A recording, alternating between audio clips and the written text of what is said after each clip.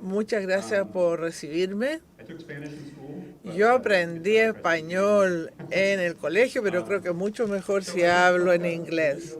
Vamos a hablar acerca de la economía y la producción digital desde una perspectiva económica y también del Banco Central, donde trabajo, que realmente se centra en la política. La razón por la que nos importa la productividad, por supuesto, es que es parte de nuestro producto potencial de la economía, y si no lo ponemos no sabemos el slack y no sabemos para dónde va la inflación. La economía digital ha tenido un papel importante en la productividad en estos años y hay muchos desafíos para las mediciones, algunos que hemos resuelto y otros que permanecen. Primero hablaré acerca de qué es la economía digital, cuáles son las definiciones pertinentes,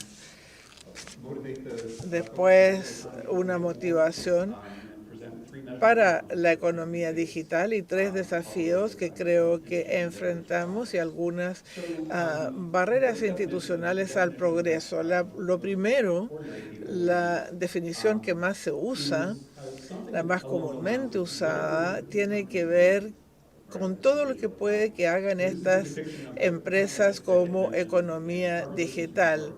Esto muchas veces aparece cuando se hacen cuadros de economía digital. Cuando medimos la economía digital tenemos que reflejar esto de alguna manera. ¿Qué significa esto? Quizás tenga que ver con los conceptos que aparecen a la derecha que provienen de los mismos artículos. Y con esto lidiamos. Hay una pregunta muy difícil, un tema muy difícil que se revisan en la CCCN. Se ha hecho progreso sobre esto, pero potencialmente sabemos que el foco de la revisión de los sistemas de cuentas nacionales está sobre la digitalización y no tanto la economía digital. Es fácil decir lo que es la digitalización, más o menos, que definir los límites de la economía digital. Digitalización es el progreso de bienes y servicios que se suministran de una manera innovativa, mientras que el otro es la representación de información en bits. Y esta es una figura del grupo de trabajo, un gráfico del grupo de trabajo que les da la idea de cómo se define la economía digital. Puede ser función de cuál es el propósito de la medición y análisis que vamos a hacer. En el centro tenemos los bienes de capital tradicionales, hardware, manufactura de software y informático, consultorías, telecomunicaciones, servicios de información que vienen del capital digital. Y después, si vamos abarcando más lo que mencionaba Tina, tenemos el e-commerce, el e-business, estas cosas que son servicios proporcionados y que tienen un uso intensivo de capital informático. Ustedes podrían decir que casi todo en la economía está digitalizado y que es difícil saber dónde poner las fronteras, pero alguien tiene que saber hacerlo. La DEA lo ha hecho y de una manera muy inteligente. Aquí podemos ver los datos que presentaba Tina, que incluyen la producción de infraestructura, hardware y software informático, e-commerce y servicios digitales pagados. Y podemos ver la evolución de los últimos años, pero como contador del crecimiento, en cierto sentido, la pregunta es más fácil para nosotros. No tenemos que hacer una línea entre industrias y decir estas son digitales y estas no. Lo que hacemos es hablar de los tipos de capital, de la producción de capital que queremos incluir en la economía digital, y eso lo medimos, la productividad total de los factores en estas industrias, especialmente en la parte más oscura del círculo anterior. Esa TI contribuye y desde estos procesos de producción. Y luego tenemos el aporte a todas las industrias en la economía del uso del capital informático. Y hay algunas formas estándares de hacerlo. Aquí tenemos una imagen de una manera de desglosar que en los estados, los diferentes estados, en los diferentes años, las diferencias se deben a un aumento en la producción total de los factores. Esa es la barra más oscura. Y y la del centro es la del uso del capital informático. Esto es lo que yo voy a usar. Hablemos un poco más de por qué nos importa la economía digital como hacedores de política y como personas que trabajamos en bancos centrales. Ya veíamos en la diapositiva anterior que la economía digital desempeña un papel central en el estudio de todas estas cosas.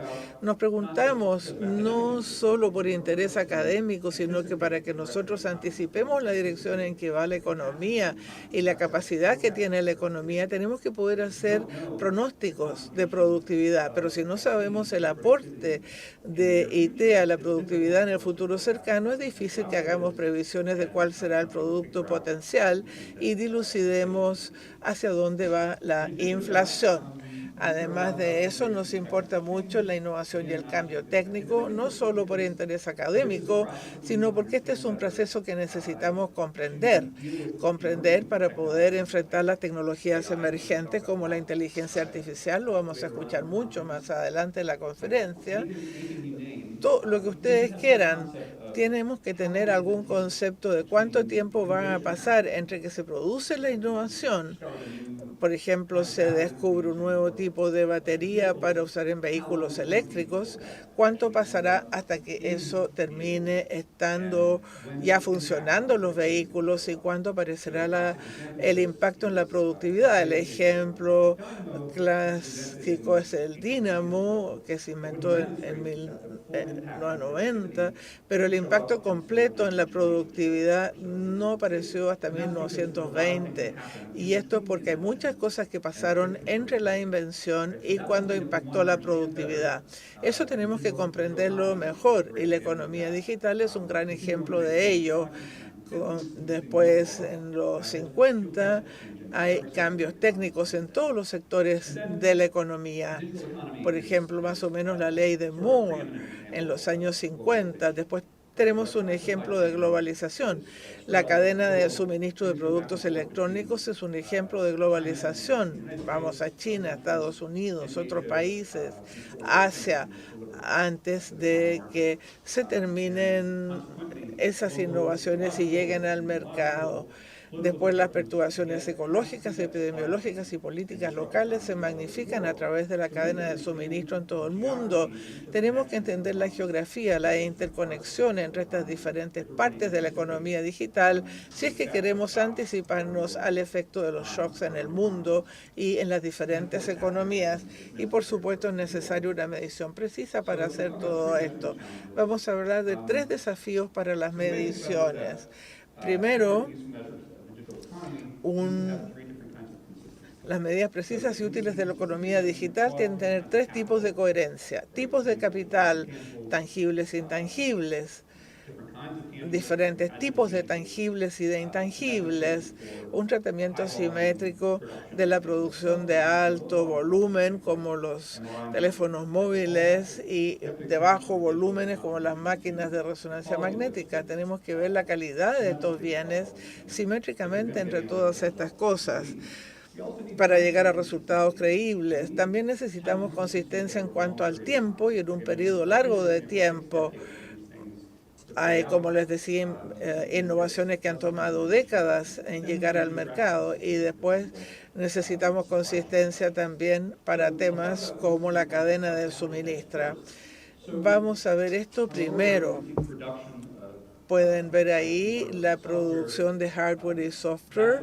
Ahí es donde aparece la productividad total de los factores, pero todo lo que está en gris incluye capitales utilizados en diferentes partes de la economía. Tenemos que medir las inversiones en todos estos diferentes tipos de capital y después los flujos de cada uno de ellos para llegar a las respuestas correctas. Hablábamos del aporte de las cosas digitales a la productividad. Abajo pueden ver que los sectores que utilizan informática y todo tipo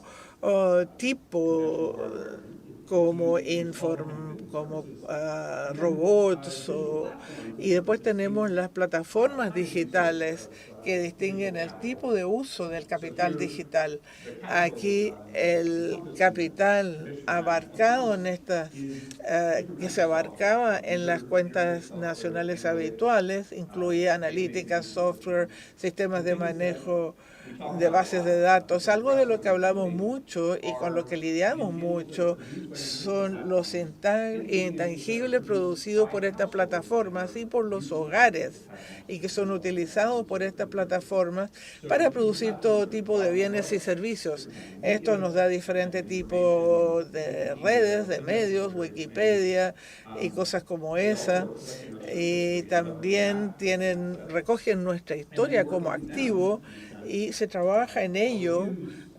Tenemos las revisiones de quiénes somos, cuáles son nuestras redes, producimos contenidos y tenemos las redes sociales, y debemos medir esas cosas también. Y después tenemos los límites de las cuentas nacionales. En cuanto a la producción de hogares, tenemos que ver productos informáticos que son comprados por los hogares si es que queremos tener un recuento completo de la economía digital, porque las actividades migran hacia atrás y hacia adelante entre el sector de mercado y el sector de hogares a lo largo del tiempo. Es por la misma razón por la que nos preocupamos de los servicios producidos por los hogares para los bienes inmobiliarios. Deberemos hacer lo mismo para el capital informático. A la izquierda pueden ver 3 tipos diferentes de semiconductores y sus precios, por lo menos en nuestro análisis, y pueden ver los precios de los microprocesadores que están cayendo, no es sorpresa, también los chips de memoria, y los precios de todo lo demás están más o menos parejos. ¿Qué tenemos en esta canasta? Por ejemplo, qué es lo que impulsa la inteligencia artificial u otras cosas, y qué tenemos en ese paquete. ¿Por qué tenemos esto tan suavizado? Porque no tenemos buenos precios para estos procesadores que son de otro tipo. La diferencia de estos no queremos que sea un subproducto de nuestra ignorancia, y veremos eso al final. Otro ejemplo son los servicios digitales. Tenemos Netflix, tenemos los servicios para los teléfonos móviles, etcétera, y lo que les muestro es que en el sistema norteamericano el índice de precios oficial es la línea sólida, y después en otro trabajo hecho con Corrado tienen una agregación y pueden ver que se comportan más o menos igual. La implicancia es que las estadísticas oficiales parecen mostrar que no hay mejoría en la productividad y en la oferta de estos servicios durante las últimas décadas. Y todos sabemos que eso no es plausible. ¿Cómo vemos la consistencia entre las economías? Para nosotros en Estados Unidos hay un enfoque sobre la producción de semiconductores. Estamos luchando con los países europeos, Taiwán, por ejemplo, con estas nuevas fábricas y atraerlas a los Estados Unidos, con la visión de que de alguna manera vamos a estar mejor protegidos de los shocks globales si nosotros mismos producimos más semiconductores en casa. Nos preocupa entonces el conflicto de China y Taiwán particularmente, pero aquí podemos ver todo el flujo de proceso del área electrónica, y pueden observar que la fabricación de chips se encuentra aquí, pero tenemos todos estos otros procesos que se producen también. Fabricación de los equipos, los materiales, probablemente vienen de Chile. Algunos tienen que probar los chips después de fabricarlos. Hay que ver a qué productos van, qué ocurre en China. Tenemos un sistema de cadena de suministro. Así que no solo nos tenemos que centrar en la fabricación de los chips, y esta es una de las cosas a recordar, y después vamos a ver todo esto de nuevo, pero cada una de estas industrias en este proceso ha tenido disrupciones o se anticipa que podrían tener disrupciones en el futuro. Tenemos que comprender todo este proceso para poder pensar en los efectos de los shocks globales. Y aquí vemos más o menos lo mismo. Entonces, ¿cómo nos va en nuestras economías? Aquí tenemos una inconsistencia que preocupa. Por ejemplo, los teléfonos móviles vendidos en cada país son producidos en una industria global, en la misma industria global. Hay grandes diferencias de crecimiento. ¿Qué está pasando aquí?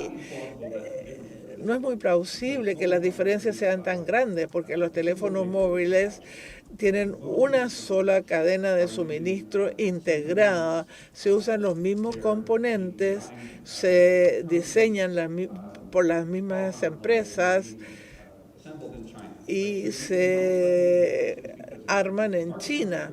Puede haber diferencias en la concentración de mercado, en los costos de transporte, etcétera, que pueden contribuir a diferencias de precio, pero no se puede mantener una diferencia por tanto tiempo, por lo que hay inconsistencia entre países en la forma como medimos los bienes digitales y los servicios digitales.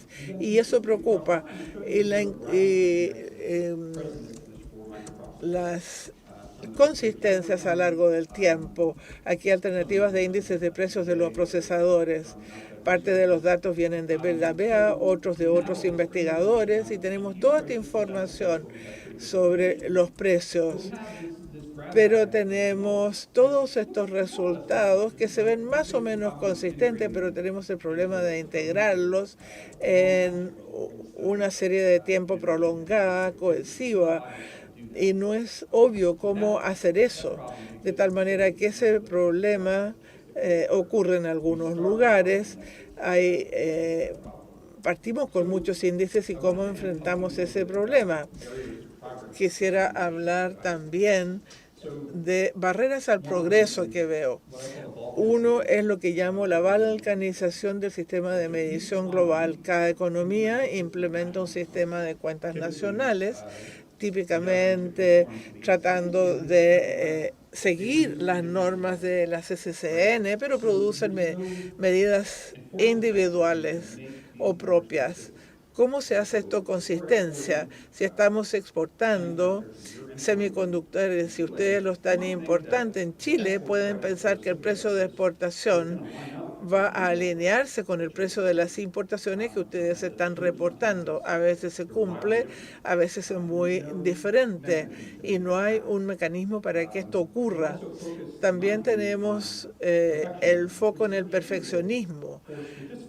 Se entiende para las agencias de estadísticas, donde uno quiere ser transparente, uno quiere seguir normas que puedan comprenderse. Y no queremos nosotros inventar cosas, pero si trabajamos para los hacedores de políticas en el Banco Central, no quieren esperar 10 años para dilucidar cómo medir el capital natural e incorporarlo en las cuentas nacionales. Quieren la mejor respuesta que podamos darle hoy. Quieren saber cómo obtuvieron las respuestas. Entonces la respuesta parcialmente va a ser por muchas cosas. Puede ser, hemos mirado en Twitter, se está hablando de inteligencia artificial. Mientras sean transparentes sobre de dónde viene la información, estamos bien. Con lo que no estamos bien es con decir, bueno, esto se midió bien, esta parte de la economía se midió bien y esta otra parte no. Y eso es difícil si queremos hacer política. Ese perfeccionismo sirve en algunos contextos, pero no en el de Banco Central. Bertrand Russell lo llamó islas de conocimiento en un mar de ciencia. Tenemos los bienes con muy buenos datos y con muy buenas metodologías y todo lo demás, donde uno dice, bueno, la forma en que lo hace la BEA, se hace así o así, estos son los resultados, esto es lo que tenemos. Y después tenemos el sesgo de actualidad o de algo reciente, tendencia a creer que las innovaciones actuales son más notables que las históricas. Hay mucho sesgo en la inteligencia artificial. Podría hablar de ese sesgo, hay mucho sesgo. Pero en décadas anteriores hubo cosas notables también de este tipo. Tenemos que prestar atención a la génesis de las innovaciones para poder ver cómo medimos las cosas en el mundo de hoy, para medirlas mejor. Y lo que pasa en la economía digital, los precios caen y caen, la contribución al crecimiento económico es mayor y mayor, de todas maneras. Y los precios para los computadores han ido cayendo a la misma tasa más o menos desde 1950, que son 20 años antes de la ley de Morse. Esto fue mucho antes de que los productos electrónicos fueran el pan de cada día. Tenemos que centrarnos en toda la historia entonces de la economía digital y en otros tipos de sectores innovadores también para llegar a buenas respuestas con las que lidian los hacedores de política. Muchas gracias y con eso termino.